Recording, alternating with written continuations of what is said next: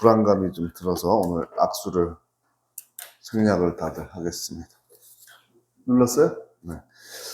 지난번 설교를 못 들은 분이 많기 때문에 이제 요점만 다시 말씀드리고, 이제 시리즈 3번 성령 하나님에 관한 설교 3편을 준비했는데 오늘 2번째고요.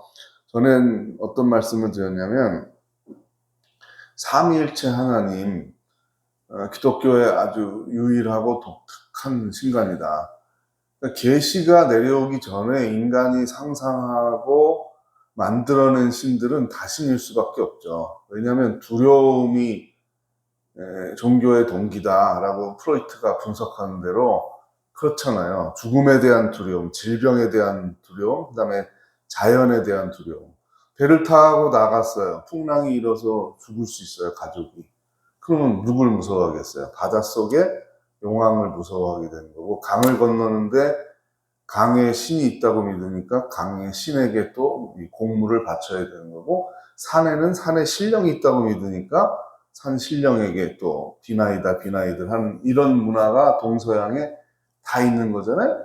그래서 그리스 로마 신화, 그 다음에 이제 동양 종교의 가장 큰 종파가 힌두교잖아요. 거기서 시작된 거잖아요. 기교 종교학 들을 때 숫자가 생각이 안 나요. 세계에서 제일 많은 신을 가지고 있는 종교가 힌두교인데 많이 넘는다 그랬나? 10만이 넘는다 그랬나? 그래서 하여튼 많이 넘어요, 신이. 그러니까 일본의 신도도 그렇죠. 다 그래요. 그러니까 제가 그래서 정리했던 건 뭐냐면, 계시가 하나님이 알려준 거 말고는 유일신을 생각할 수가 없었겠구나라는 생각을 했어요. 그런데 출애굽기 3장 14절에 하나님이 이제 모세가 묻잖아요. 누구신데 저에게? 파라오는 이제 당시 세계에서 제일 힘이 센 왕이에요. 그 힘이 센 왕에게 가서 노예들을 데리고 나가겠습니다. 그 말을 누구 생각인데 내 생각이에요. 그러면 죽는 거잖아요. 그러니까 나를 보내신 이가 누구라고 설명할까요? 이 말이잖아요. 그러니까 하나님이 그때 설명을 해준 거예요. 너희들이 알고 있는 그 신과는 다른데 진짜 하나님의 개념을 알려주신 거죠. 나는 스스로 있는 자니라. 그게 그게 뭐지? 그게 뭐지? 이해하기가 참 어려운 거예요. 그냥 뭐 강을 지키는 신이 있대, 이 산을 지키는 신이 있대, 이게 훨씬 편한 거예요, 사람들한테는. 전체 우주를 만들고 다스리는 신이 있대, 이 생각은 할 수가 없는 거죠. 스스로 계신 자에서 저는 이제 삼위일체가 논쟁이 될 때 크게 논쟁이 되는 게 뭐냐면, 신학적으로, 그럼 왜 구약성경 처음 시작부터 삼위일체라고 말하지 않았느냐? 제일 중요한 답변은 뭐냐면, 그러면 삼신으로밖에 이해를 못해요, 사람들이. 삼신은 다신론이에요.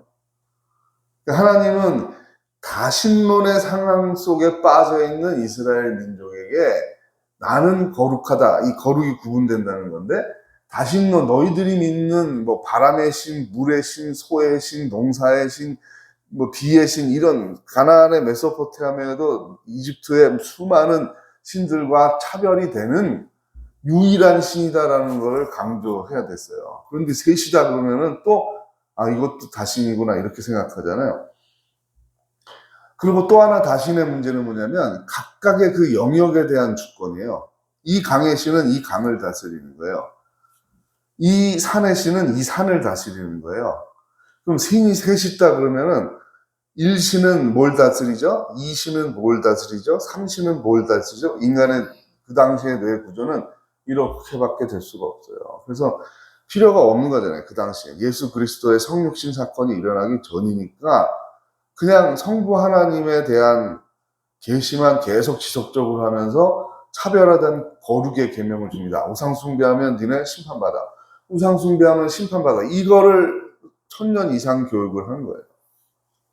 그러니까 유대인 신학자들도 또 혼동에 빠질 수 있는 거죠. 그거를 1000년 동안 교육을 받았어요. 그런데 예수님이 공생애를 하면서 말씀을 하는 거 보면 랍비 중에서도 아주 위대한 랍비의 권위보다 더 힘이 강하다는 걸 알게 됐어요. 저거는 정말 어느 학파지? 이런 거예요. 전혀 못 들어본 소리인데 저자가 누구야? 저자 집안이 누구 아들이야? 이걸 파악해 보니까 저 북쪽의 시골에서 왔는데 그 애비가 거기서 나무 잘라가지고 뭐 만드는 일을 하는 사람이래. 여러분 생각해 보세요. 우리나라 150년 전 조선시대도 뭐 물건 만드는 사람, 물건 파는 사람, 이런 사람들을 사람 취급을 했어요? 사람 취급 안 하더라고요. 이 진리에 대한 탐구는 누가 하는 거예요? 다 하인들이, 노예들이 밥 해주고, 빨래하고, 살림을 다 해주는 거고, 몸에 대한 연구도 다 이런 자빈들, 상놈들이 하는 거고, 양반은 진리를 탐구하는 거예요. 그리고 나라를 경영하고, 그런 의식에 빠졌어요. 여러분, 2000년 전에 목수의 아들이고, 시골이야. 예루살렘도 아니고, 저 끝에 시골, 우리나라로 치면 무슨 강원도 두메산골이나 저 땅끝마을 해남에 있는 어떤 시골의 목수의 아들이에요. 이자의 말이 왜 권위가 있느냐? 왜 다른 율법학자의 아들들은 꼼짝도 못하냐? 논쟁을 하면 지느냐? 결론은 어떻게 됐어요? 도저히 저자를 가만둘 수가 없다. 결론은 죽이자, 이렇게 된 거잖아요. 자, 설명하다 보니까 또 길어졌네요. 자, 다시 오늘 논점으로 돌아오면, 부활하시고 나타나셨어요. 그리고 제자들에게, 자, 몸을 입고 있는 예수 그리스도, 그러니까 제자들이 12제자가 이제 퍼져서 100명 정도의 제자가 됩니다. 사도행전 1장에 보면 120명이 모였다고 돼 있어요. 12 숫자를 중요하게 여기니까 만약에 뭐 125명이라도 아마 성경을 기록하는 사람은 120으로 기록을 했을 거예요. 120명의 제자 중에 하나인 거예요. 지금 오늘 누가복음에 나온 제자들은 12제자가 아닌 거죠. 그런데 가신다고요? 그럼 우리는 어떻게 해요? 이 가장 큰 질문이 나오는 거예요. 다시 두려움에 빠지는 거잖아요. 보혜사 성령이 너희와 함께, 사실은 이 말이죠. 그러니까 계시라는 말이 이게 어려운 게, 그때 예수님이 부활하고 그때부터 태어났어, 이런 뜻이 아닌 거죠. 그때 알려준다는 뜻이에요. 그러니까 있는 거죠, 계속. 존재하는데 인간에게 알려줘도 모르니까. 초기에 100년 동안은 무슨 현상이 일어나는지 아세요? 제가 말씀드렸잖아요. 로마와 그리스 신화는 전부 여신들이 많아요. 그래서 성령 하나님을 소개했을 때 다 받아들인 건 뭐냐면, 이거는 여신이에요. 왜? 아버지라고 그러잖아요. 그러니까 아버지니까 이건 엄마잖아요. 그럼 아들이잖아요. 딱 이해가 되잖아요. 그래서 성령님은 여자구나라고 생각하면, 그걸 아니라고 100년 동안 얘기했어요. 100년 동안. 그래서 혼란이 생겨서 마리아 상을 만들기 시작한 거예요. 왜냐하면 이 사람들이 계속 전쟁하고 뭐 수렵하러 나가고 바이킹을 비롯한 이 많은 사람들이 다 가톨릭이죠. 그때는 기독교로 개종을 했는데 여신이 없어요. 아무리 찾아봐도. 그걸 들고 나가야 되거든요. 여신성. 왜? 어머니에 대한 그리움과 그 본능, 두려울 때 어머니를 찾는 그 마음이 있잖아요. 근데 그걸 해결해 줄 수 있는 게 하나도 없는 거예요. 그래서 부랴부랴 마리아 상들을 만들고, 이 예수님의 어머니인데 이분한테 기도하라고 얘기를 한 거예요. 그러니까 가톨릭도 한 번도 이분이 여신이라고 말한 적은 없어요. 그러면 이단이죠. 지금도 그래서 가톨릭을 이단이라고 말하지는 않는 이유는 삼위일체를 부정한 교리를 만든 건 아니에요. 그냥 응용한 거죠. 응용. 예수님의 어머니한테 기도하면 어머니가 좀 불편한 거 이렇게 말해주고 그러면 아버지가 막 무서울 때 엄마가 좀 얘가 실수한 건데 좀 봐줘요. 그만하네요. 이런 역할을 하잖아요. 엄마들이. 그러니까 그런 이미지로 마리아를 소개한 거예요. 이해가 됐죠? 그러니까 성령 하나님은 여성도 아니고 남성도 아니고요. 우리가 그래서 여성 신학자들이 아버지란 말 떼어야 된다는 말 한 거예요. 그러니까 아버지 하나님이라니까 다 우리는 집에 있는 아버지를 생각해요. 그거 아니라고요. 삼일체 하나님은 성별이 없어요. 없어요. 유일하게 성육신했을 때는 남자나 여자로 태어나야 되잖아요. 그러니까 예수님이 남자로 한시적으로 태어난 거지 본질이 남자인 건 아니에요. 이게 정말 어려운 거죠. 그러니까 삼위일체로는 수많은 이단을 계속해서 양산한 어려워. 그래서 이렇게 얘기합니다. 이건 계시가 된 거지 인간이 정말 노력해서 철학적으로 막 연구해가지고 파악할 수 있는 교리는 아니에요. 계속 설명을 하는 거야, 하나님에 대해서. 그러면 그 다음에 이해가 된 거예요. 지금 제자들이 걸어가다가 물어보잖아요. 누구예요? 어떻게 예루살렘에서 일어난 이 충격적인 사건을 몰라요? 이런 말이잖아요. 근데 예수님은 본인 얘기를 하고 있는 제자들한테 다가간 거잖아요, 지금. 근데 제자들한테 이제 구약 성경을 가르치고 이제 마음이 뜨겁게 된다. 이제 성령의 임재와 감동을 보여주는 거죠. 여러분 누가복음은 어디랑 연결되는 겁니까? 성경책 어디랑? 이게 1권이에요. 그 다음에 2권이 있어요.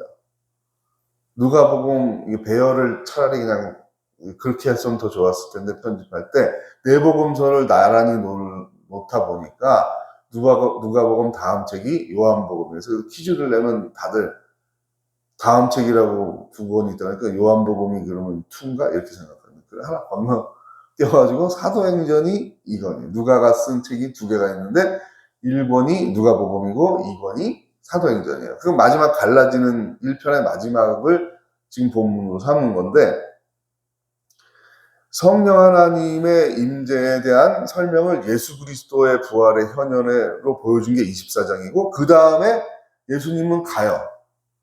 간다는 표현도 이상하네요. 원래 자리로 돌아가시고 영이신 하나님의 자리로 위격, 이위격 이게 표현이 맞는 거죠. 아들 이런 표현보다 이위격인 하나님의 아들의 자리로 돌아가고 성령 하나님의 임재를 통해서 교회가 확산되는 걸 보여주는 게 사도행전이에요. 그래서 이렇게 연결고리가 돼 있는 건데 낭망한 제자 우리 어렸을 때 뭐 엠마오로 가는 두 제자는 복음성가 유명한 게 있었어요. 그 노래인데 비참하게 우리가 메시아로 생각한 주인이 죽었어. 처형당했어. 그럼 여러분 생각해 보세요. 신이 유일신이 있었어요. 유일신이 있었는데 한 존재인 유일신이 인간의 죄를 대속하기 위해서 죽었어. 그럼 이 존재는 없는 거죠. 그러면 모든 우주와 존재는 다 사멸하고 끝인 겁니다. 어렵죠. 그래서 모든 인간의 죄를 대속해서 죽을 수 있는 신이 있다면 이 신을 살릴 수 있는 신이 있어야 되는 거예요. 그리고 이러한 신의 행동을 마음으로 이해할 수 있게 하는 작용을 하는 신이 있어야 되는 거예요. 이게 가장 적극적인 설명이에요. 근데 적극적인 설명을 하다 보면 이게 어려워지는 거예요. 무서워요. 조금만 더 이탈하면 바로 이단이 되는 거예요. 다시 한번 설명할게요. 자, 유대교와 이슬람은 유일신이라고 생각해요. 신이 딱 존재하냐. 그러니까 절대 대속의 죽음을 할 수 없죠. 끝이니까 그러면. 그래서 지금도 유대교와 이슬람은 기독교를 인정하지 않는 거예요. 신은 죽을 수 있는 존재가 아니니까요. 그렇죠? 그 다음에 애초에 기독교는 뭐라 했어요? 다신교가 아니라 그랬죠. 모든 영역을 분할해서 다스리는 그 신 개념이 아니기 때문에 전체 우주를 다스리는 신의 개념이 있는데 그 가운데 대속의 죽음을 할 수 있는 존재가 있다는 것은 대속의 죽음이 유효하려면 신의 속성이 있어야 돼. 인간이 대신 죽을 수 있는 건 없으니까. 어떤 한 사람이 대신 죽었다고 모든 인류의 죄를 속할 수는 없잖아요. 제사와 차별이 되는 거죠. 짐승을 죽여서도 안 되고 인간을 죽여도 안 되잖아요. 그럼 신이 죽어야 되는데 신이 죽을 수 있는 존재가 한 존재면 죽으면 끝이에요. 아무것도 없어요. 그냥 nothing, all 끝이에요. 여기에 삼위일체의 신비가 있는 거예요. 예수 그리스도가 인간의 모든 죄를 대속해서 죽으셨어요. 죽었다는 건 없어진 거예요. 존재가 없는 거예요. 죽은 척했다. 그래서 헬라 철학이 강하게 들어간 지역에서는 어떻게 생각했냐면 에이, 신이 어떻게 죽어? 죽은 척을 했지. 그게 초대교회 최대 이단 가현설이에요. 가현설은 뭐냐면 가면을 쓰고 연기를 했다는 그 그리스 연극에 굉장히 유명한 출연을 여러 명 역할을 해야 될 때 1인 다역을 했을 때 가면을 바꿔 쓰고 나왔어요.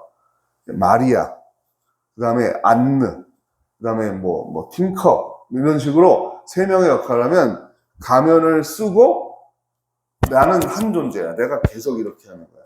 그렇게 연기한 거로 이해를 했어요. 그러니까 십자가에 달려 죽은 게 아니야.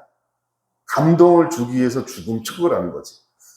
이게 훨씬 더 편하다는 거예요, 해석이. 헬라 철학이 들어갔을 때는. 그래서 사도 바울이 그거랑 계속 싸운 거예요. 아니다. 예수가 육체로 왔다라는 걸 부인하는 것은 이단이다. 예수가 육체로 와서 죽었다라는 걸 부인하는 것도 이단이다. 그 죽으신 분이 다시 살아났다는 걸 부인하는 것도 이단이다. 그리고 그분이 다시 갔다 그러면 이 예수가 그리스도라는 게 온 인류에게 퍼져야 되는 메시지라면 모순이 생기는 거예요. 그 존재가 있어도 믿기가 어려운데 없어. 그런 분이 어디 있어? 없어. 지금은 없어. 미쳤구나. 말도 안 돼. 근데 여러분 생각해 보세요. 지금 기독교인이 30억이에요. 80억 인류 중에 30억이에요. 기독교인이. 처음에 몇 명으로 시작했어요? 12명으로 시작했어요. 한 명이 죽었어요. 11명이에요. 그리고 이 사람들이 파생한 제자들의 그룹을 사도행전에서 어떻게 파악하냐면 120명 정도라고 얘기했어요.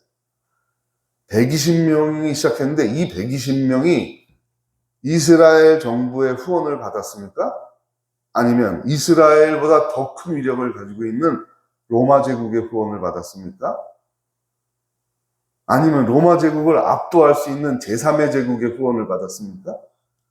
아무것도 없어요. 이 120명 중에 부자가 있습니까?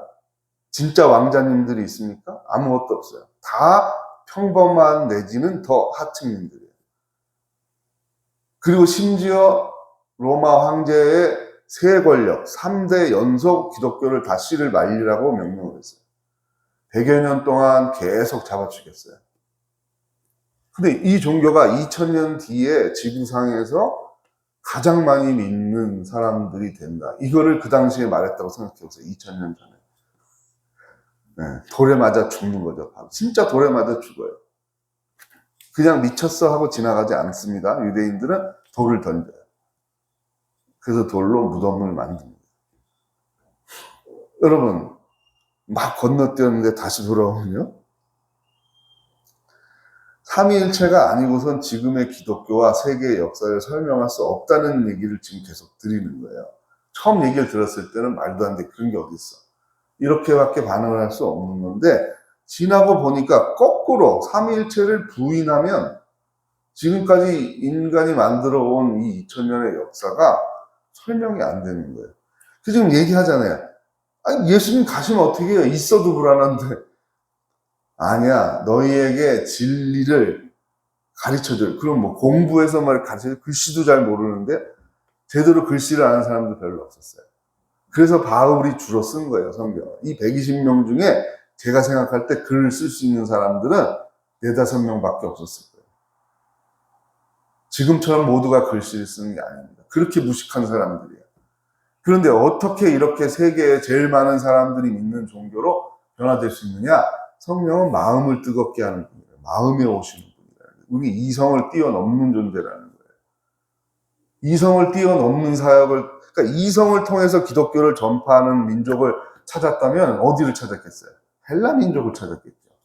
세계에서 가장 철학적을 많이 배출하고 수천 년 전부터 철학을 공부한 그 민족을 택했죠. 그러나 그 언어를 선택해요. 여러분, 이게 기가 막힌 겁니다. 사도 바울을 헬라어와 헬라 철학을 공부를 미리 시킵니다. 그리고 기독교인들을 죽이는 직업이었어요. 근데 이 사람을 성령 하나님이 사도행전 9장에 나오죠. 180도로 바꿔놔요. 성령의 감동으로 그것도 성령의 사역을 증거하는 가장 강력한 증거예요. 사도 바울이라는 사람은 바리새파 사람인데 바리새파 사람은 어떤 사람이냐면 여자의 유혹이나 돈의 유혹에 굴하지 않는 사람이에요. 뭐에만 굴해요? 진리에만 움직이는 사람이에요. 지독한 사람들이에요. 그래서 돌을 던져 죽이는 거예요. 진리에 어긋나면. 여러분, 누가 이단이라고 해서 여러분 돌로 가서 칠 수 있어요? 아무나 못해요, 그거는.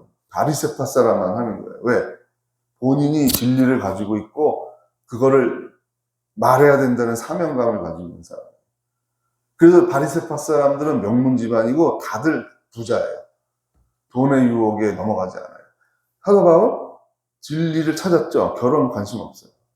그래서 신부들이 지금까지 바울 때문에 결혼을 못하는 거예요. 여자의 유혹과 돈의 유혹에 상관없는 사람이 바리새파 사람이에요. 그런데 이 사람 중에 명문 가말리엘의 최고 바리새파 명문 스승이었는데 그 사람의 수제자가 사도 바울이에요. 그래서 시리아로 가고 예루살렘 가고 시리아 가고 이걸 돌아다니면서 돌로 쳐 죽였어요. 시리아로 또 그리스도인 죽이러 가다가 다메섹으로 가다가, 다메섹이 시리아의 수도예요. 지금도 다마스커스 수도예요. 거기 가다가 예수님을 만나요. 여러분, 그리고 나서 바울이 전 세계를 돌아다니면서 복음 전했어요. 예수님 한 번도 못 만났어요. 사도 바울이. 근데 사도 바울을 통해서, 사도 바울의 헬라어를 통해서 신약 성경을 쓰게 합니다. 왜? 이게 그 당시에 영어 같은 말이에요. 이게 그래서 전 세계로 퍼지게 되는 겁니다.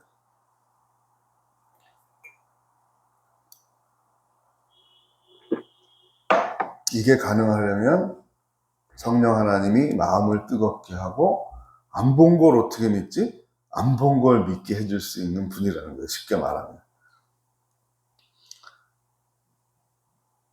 여러분, 사도 바울의 뼈가 묻힌 무덤에 가보거나 예수님의 뼈가 묻힌 무덤에 가본 적 있어요? 아니면 뼈가루를 만져본 적 있어요? 어딘지도 모르죠. 평생 못 가보고 저는 죽을 수도 있을 것 같아요. 관심도 없어요. 근데 있잖아요. 바울의 말씀, 사도 바울을 통한 예수 그리스도의 삶과 그 말씀을 우리는 믿잖아요. 이게 어떻게 가능해요? 바울도 만나본 적 없고 예수님도 만나본 적 없는데. 그래서 고린도전서의 바울이 깨달은 거예요. 예수를 그리스도라고 시인하는 것은 성령으로 나지 않고서는 불가능한 일이구나. 그래서 제가 첫 번째 설교할 때 말씀드렸잖아요. 부흥사들의 잘못된 질문. 교인들을 향해서 성령 받았어요? 이건 잘못된 질문이라고 했죠. 모두 성령 받아서 교인이 된 거예요. 그래서 받았다는 표현도 잘못. 성령의 도우심, 성령의 감동을 받았습니다. 또 성령 진리 안에 거하는 가운데 교회를 하기 위해서 성령의 은사를 받으셨습니까? 이렇게 질문해야죠. 성령의 은사는 다양합니다. 그것은 우월을 말하는 게 아닙니다. 성령의 은사를 가진 사람은 성령의 은사가 없는 사람을 지배하라는 뜻도 아닙니다. 이게 계속 바울이 가르친 거예요. 왜? 그걸 계급으로 생각할 수 있습니까? 그걸 통해서 장사를 해서도 안 됩니다. 그래서 심지어는 성경을 읽다 보면 어떤 마술사가 악령을 부려가지고 돈을 받으면은 그걸 흉내내가지고 성령을 통해서 장사를 하려고 하는 사람이 나와요. 성령을 어떻게 했어요? 바로 죽였어요. 그 차별화되는 걸 알려주겠어요. 왜 이렇게 엄격하지? 차별화되는 걸 알려주려고 이렇게 엄격한 거예요. 처음에는. 다시 한번 정리하겠습니다. 자, 누가복음 24장 오늘 숙제, 그리고 사도행전 1장까지 읽으면 신약성경의 이제 핵심을 보는 거예요. 핵심을 보는 건데, 마음이 뜨거워지니까 믿어지기 시작했다는 거예요.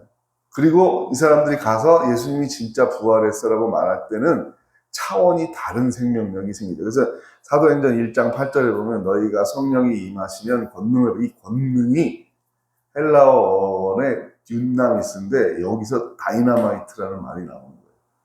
폭발하는 거예요.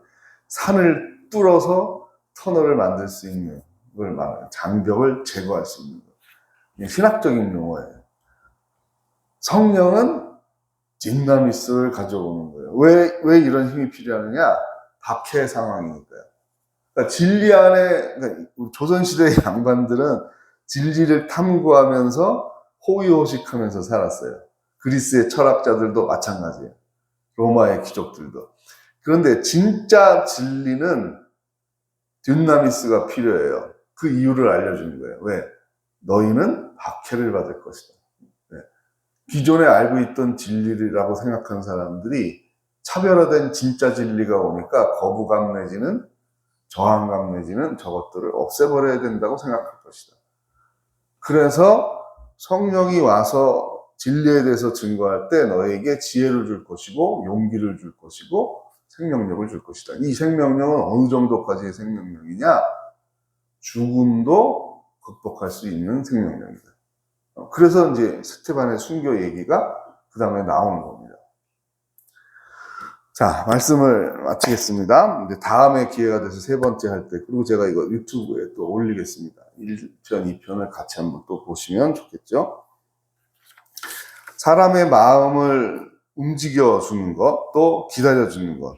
그런데 이제 제가 설교할 내용이 사실은 많은데, 좀 많이 이제 빼놓은 게 있었는데, 다음에 또 기회가 있으면 그건 하겠습니다. 이 성령의 언어의 헬라어 사용이 굉장히, 헬라어라는 말이 철학적 사유를 가능하게 한 말이기 때문에 굉장히 디테일하고 섬세하고 말이 굉장히 깊어요. 성령 보혜사라고 번역한 그 성령의 뜻은 뭐냐면, 사랑하는 존재의 일정한 거리에서 계속 그 존재가 안심하고 사랑을 느끼고 평안을 느껴서 마음을 열도록 지켜준다. 이런 긴 깊은 뜻을 가지고 있어요.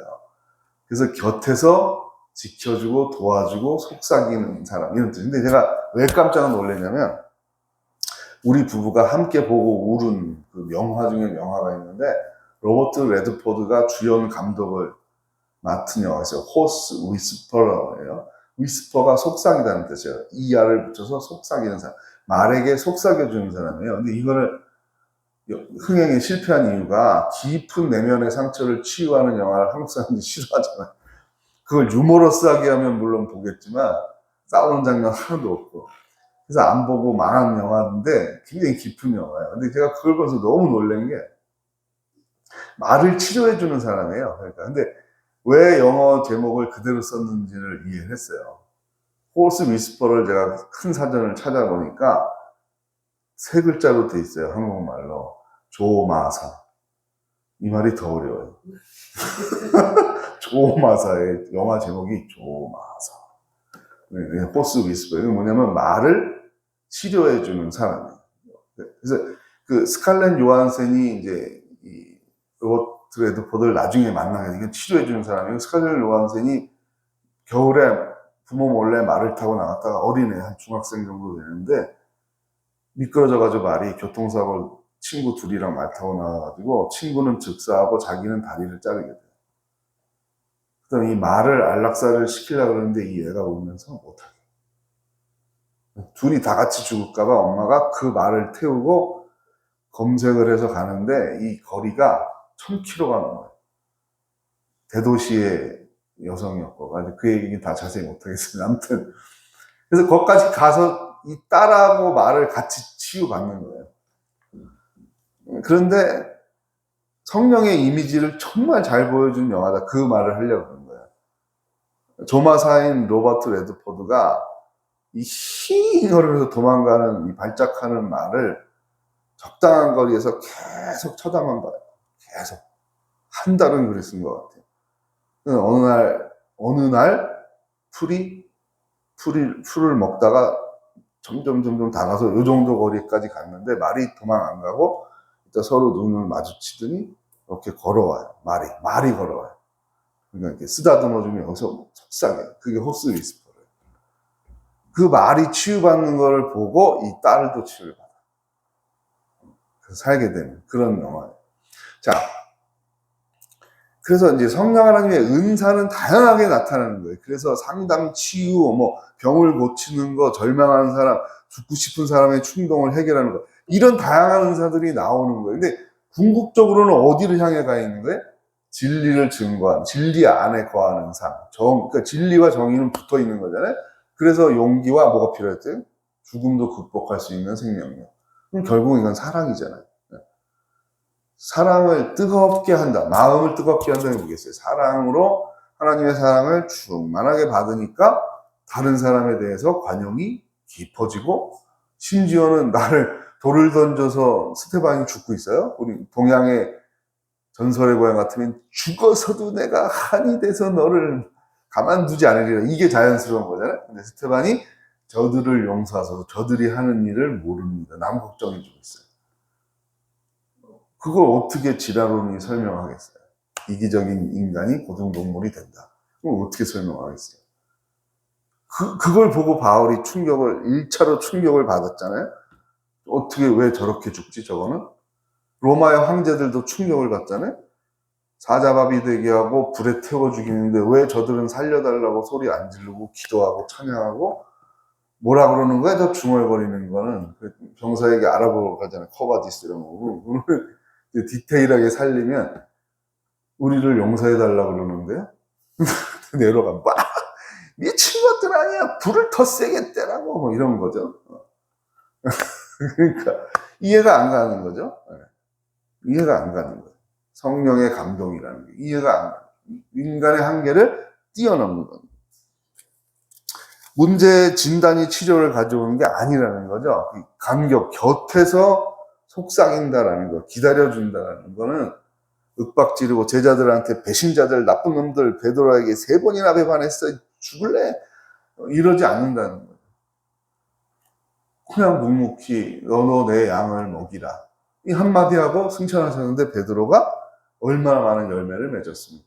이게 놀라운 생명력이고 사랑인 거죠.